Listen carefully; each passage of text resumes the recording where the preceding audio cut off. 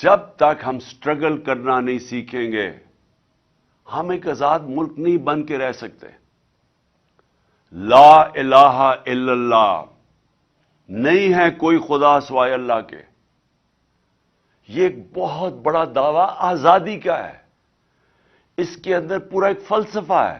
محمد الرسول اللہ، انہوں نے، ہمارے رسول نے جو قرآن کے اندر لکھا ہوا ہے وہ چلتے پھرتے قرآن تھے. اس لیے اللہ ہمیں کہتا ہے ان کی سنت پہ چلو.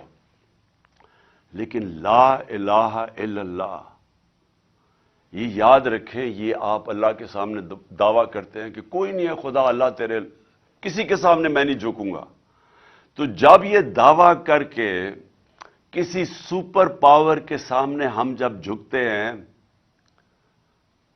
تو ہم نے جو اللہ سے حلف لیا ہوتا ہے اس سے پیچھے ہٹ جاتے ہیں اور اللہ کی برکت اٹھ جاتی ہے اس قوم سے. جو مدینہ کی ریاست کی میں بار بار اپنی قوم کو کہتا ہوں کہ وہ سیکھو کیا ہوا تھا. وہ دنیا کا تاریخ کا سب سے بڑا انقلاب آیا تھا. یہ ہیومن ہسٹری کے اندر لکھا ہوا ہے کہ 622 اور 632 کے بیچ میں جب ہمارے نبی صلی اللہ علیہ وسلم مدینہ پہنچے اور جب وہ اس دنیا سے تشریف لے کے گئے، ان 10 سالوں کے اندر دنیا بدل گئی.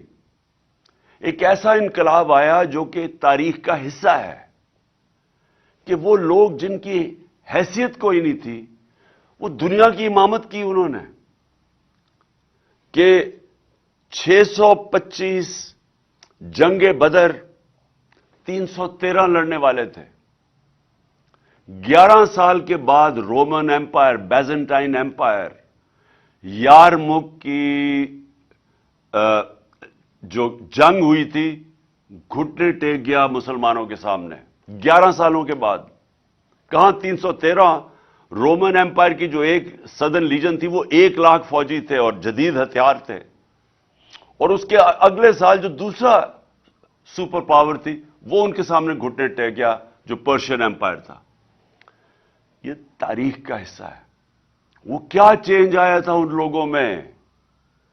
ہمارے نبی صلی اللہ علیہ وسلم نے ان کے اندر کون سا فکری انقلاب لے کے آئے تھے کہ وہ بالکل انسان، چھوٹے سے انسانوں کو پر لگے اور دنیا کی امامت کی انہوں نے. سب سے پہلے ہوتی ہے خودداری.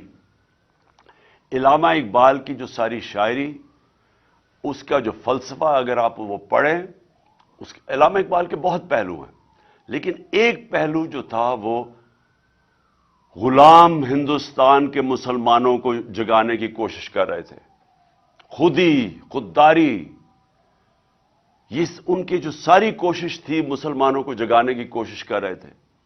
بتا رہے تھے کہ ایک زمانے میں آپ کیا تھے، شکوہ اور جواب شکوہ، کہ کہاں تھے آپ ایک زمانے میں اور کہاں آپ زمینوں پہ پہنچ گئے. یہ آج بھی میں اپنی قوم کو یہ سمجھانا چاہتا ہوں